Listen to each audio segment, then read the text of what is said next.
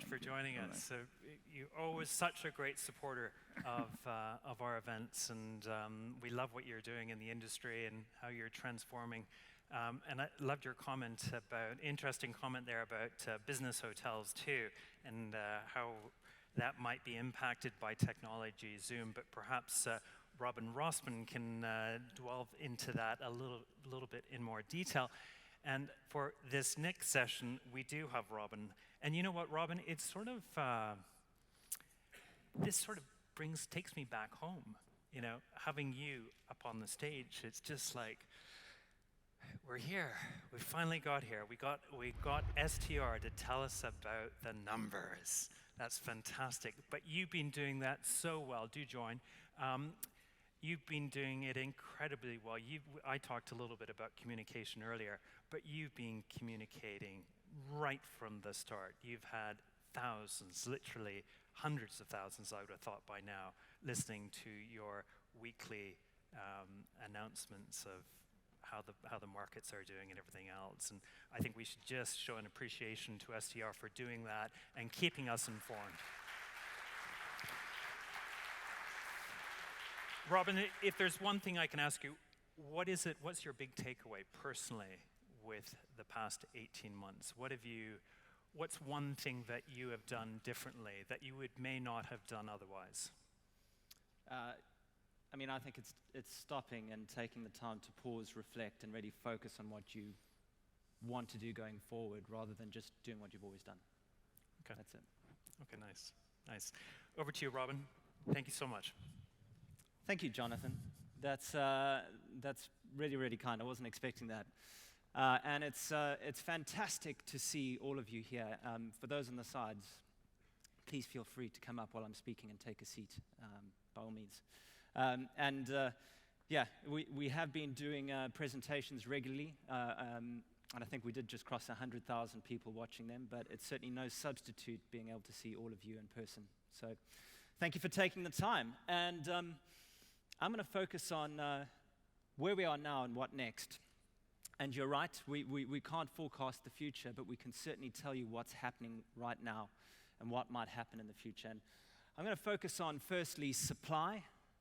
Have things return to normal? How many hotels will never reopen? And will we still build new hotels? Then I'll go on to demand. Are we going to have a delay, or are we going to have a replay of previous pre-COVID demand? Leisure, is there pent-up, or are we post-travel? Business, is it time to resume, or are we going to stick with Zoom? And for forecasts, are we going to party, panic, or keep calm and carry on? And probably most importantly for people here, will hotels still make money? So quickly on supply, and amazingly, when you look at the whole market, yes, there are individual hotels out there that have not yet reopened, but when you look at the whole market, 97% of hotels across the Middle East have reopened. And that's pretty consistent with the US a bit higher and Europe a bit lower. So that's pretty phenomenal, and it talks to the resilience of our industry. Will hotels continue to open? Will we have new hotels? The answer is yes. Partially because these are long-term investment projects, take a while to build. So even though there were pauses in 2020, when the funding was there, people have continued, and we do expect to see hotels to reopen, with more hotels opening up this year in 2021 than 20, and by 2022, probably similar levels to 2019 for the whole of the Middle East. Now, when you look at Dubai, it's a slightly different picture. Obviously, we had a big build-up here in anticipation of Expo. That slowed down in 2020, and we expect that slowdown to continue, similar levels in 2021, opening up, and 22 and 23. And just to give you an idea of our estimates, we've got about 170 hotels in the pipeline for Dubai, 50,000 rooms, and we're saying that in the next sort of year and a half, 2 years, we'll have 15,000 of those open up. So we're not being super aggressive, but in that context, we will see supply growth continue. Now, in Dubai, there's still about 60 hotels closed, about 10,000 rooms. So the big takeaway here is, from a supply perspective, even if those hotels never reopen, and I think a lot of them will, there'll be more than enough new hotels to offset that. So the supply picture going forward, post-COVID, is going to be more supply than there was before. What about demand? Delay or replay? So looking at a global picture, here you can see occupancy indexed to 2019, and the Middle East is the big, thick green line. And doing pretty well in a global context. US at the top, lots of pent-up demand over the summer period, back at 2019 demand levels pretty much. The Middle East, through Ramadan and the summer period, averaging at around 80%. And this reminds you how fragile things can be. You can see China doing really well, and then along came Delta, and how that impacted the markets there. Potentially even more scarily, though, for me in Europe is definitely autumn coming through. So delay in, as the summer demand goes away, we're seeing that occupancy weaken in Europe. What about rate? Well, rate has been the big surprise. Typically, we see average room rates take 3-4 years to recover post a downturn.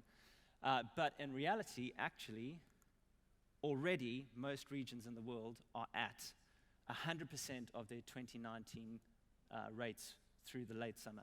Why is that? Well, a lot of it has to do with change in mix, lots of group demand going away, more transient demand, so higher rated demand, more towards the luxury end of the market, and lots of pent-up leisure demand. So as those things move away, I think we'll see this weaken a bit as we go forward. But still, nonetheless, pretty amazing to see that rates have been as resilient as they have been. So what about the Middle East specifically? Well, depending on which market you look at, the picture is very, very different. We've broken it up here between leisure markets, quarantine/domestic markets, and those that still have significant restrictions.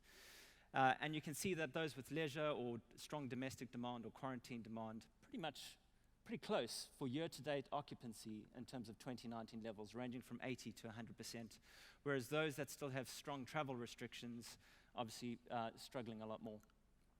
And just to show you a few graphical examples, here's Abu Dhabi, and you can see the beginning of the year, sort of this year's teal occupancy over 2019 in the grey in the back there. You can see beginning of year trailing behind a bit, but really through the summer months and over Ramadan has been in line with 2019 levels, and certainly not that far off as we extend towards the end of the year.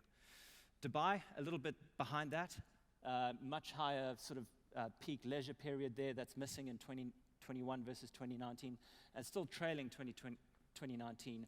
However, I would expect this line, and we are expecting this line, to get much closer as we head towards the end of the year because of these huge positive things. Expo slowly starting up, you've got the IPL starting, you've got leisure travel beginning again, so expect Dubai to catch up quite quickly. And then just on Saudi, it's definitely a diverse picture there. You've got the more city markets, Riyadh, Daman, Al-Khabar doing very well, whereas the tourist markets, the religious tourist markets, particularly Mecca and Medina, trailing behind. But I wouldn't worry too much about those, because if there's pent-up demand for normal leisure travel, I have no doubt there is huge pent-up demand for religious travel. So when the restrictions go away, you can expect that to come back very strongly. So from a rate perspective, it is again a mixed picture. We have a number of markets that are showing positive rate growth year on year. And we also have a number of markets that are showing some significant rate declines. These are all the ones that have more than 20%. And that's changed the pecking order a bit when you look across the region. But again, I wouldn't worry too much about this as normal demand patterns return.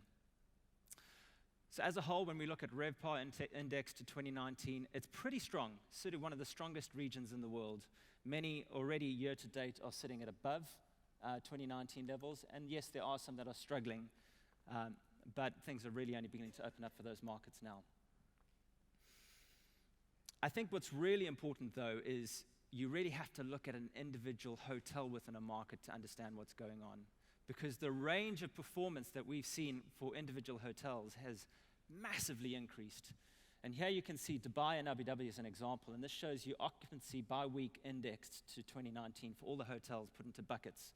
These hotels here have an under 75% of their 2019 occupancies.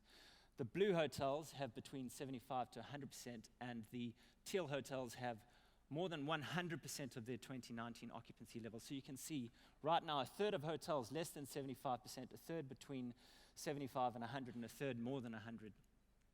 So just because the market is functioning in a certain way doesn't mean your hotels are.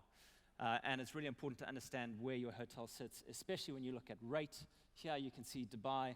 Over half the hotels here already have rates more than their 2019 levels. And that's going to be particularly at the luxury end of the market. So, onto some forecasts and looking at what might happen, pent-up or post-travel. Now that all the Brits, all the people in Northern Europe have had their staycations, do we think that they will no longer come to the Middle East for holidays? Well, I can tell you definitively the answer to that is no. Because in the words of Winston Churchill, I think it was who said it, never before have so many people been rained on by so many clouds for so long. I mean, I don't mind the weather. I just get out there and do it, but my children think that I'm a sadist. They think I can't buy rain jackets that stop the water coming through. It's been so wet. And I think even though there's concerns around climate and sustainability and travel, from a leisure perspective, I haven't heard of anybody suggesting that they're not going to take that trip to get out and get some sun, to get away for leisure travel. So I think that will happen. But you don't have to take my word for it. We've actually surveyed about 2,000 consumers around the world, and at the moment they do say they're 20% less likely to travel for domestic and 55% less likely to travel for international. But that is because of government restrictions and fear over their safety. And when we asked the same question around after the pandemic, are you likely to travel more or less than before the pandemic, they said they're 24% more likely to travel domestically and 19% internationally. So even for international travel, people are saying they want to go back, and we will see that demand coming back. But be careful, because as Sammy said, red tape can be very sticky, and it isn't necessarily logical. So we have to be cautious in planning and make sure that our travelers are able to get there. What about business travel? Well, here, I think, and I imagine for most people in the room, most people do want to return to business travel. SAP Concur did 4,000 business travelers surveyed recently. 96% they were willing, and 65% said they were very willing. And 1 in 10 said their partners wanted to kick them out the house. So there's no doubt that people want to travel, but Sammy is right. Will they be allowed to travel? Because the people that are controlling the purse strings are going to be a lot tighter. Now they know there is a viable solution with Zoom. That's not for all meetings, but it might be a first challenge. And then it's coming at a time where they need to control costs, coming out of a downturn. And, I wouldn't understate this, there is the importance of sustainability and being seen to control travel and help limit that impact. So Deloitte do an excellent survey, and they're expecting forecast to 65 to 80% by the end of 2022. And I think that's about the right range. So what about what's actually on the books at the moment? And here you can see Dubai business on the books at the beginning of September for the next 365 days. And even though Expo is starting in just a couple of weeks' time, there's really only about 20% on the books. So lead times are very, very late. In actual fact, this little jump up here has less to do with Expo and more to do with the UK half-term holidays. So, but I wouldn't worry too much, because certainly when you look at it and you compare the Middle East to the rest of the world and other destinations, business on the books here is actually stronger than most European cities, and particularly in Dubai at the luxury end of the market. That takes me to my forecasts. We do with tourism economics. And this shows you 2020 compared to 2019, 21 compared to 19, and 22 compared to 19 for occupancy first, and then I'll go into rate. And the headline is, that recovery that we've seen, we expect it to continue, and this is aggregated for Dubai and Abu Dhabi. And we think that by the end of this year, it'll be sort of 5 percentage points lower than 2019 levels, underpinned by that Expo demand. And then it might be a bit weaker going into the end of next year as Expo goes away. If I'm honest, I think the risk on these estimates is on the upside. I think there's a much stronger potential for occupancies to come through more strongly than that. And from a rate perspective, we're thinking rates will be pretty much back to 2019 levels by the end of the year and stay at that level through next year. And again, a lot can change. A lot depends on the travel resuming. What about, will hotels ever make profit again? And the answer is they are making profit. Certainly across the Middle East, profitability levels at a GOPAR level about 2/3 of their 2019 levels and stable there at the moment. So they should improve as we go through to the end of the year. And certainly benchmarking well versus the rest of the world. And at an individual city, we can see doing pretty well versus other global markets. Qatar up in third place with 80% of 2019 GOPAR levels. Here in Dubai, just over 50%. And so with that, I'll conclude with one of the things that I think is most important about the way life works, which is everything is relative. And we as humans have an amazing ability to recover from the most incredible things when they happen to us in our personal lives. You get up, you wake up the next day, you carry on, and eventually things feel better and feel good again. And certainly for the hotel industry, we've never had a tougher time than we had last year and through the beginning of this year. But we've got up again, hotels have reopened again, and every day things are getting better and stronger as COVID gets more under control. So whilst profitability might feel a lot worse now than it did yesterday, it's going to feel better going forward. And certainly, I don't think hotels as an investment category versus other commercial real estate has become less attractive. Maybe it's just about the assets that you choose in light of where demand is going to be going forward. And so I think that might be the first time I've actually ever finished before my time. Yeah, there you go, Jennifer.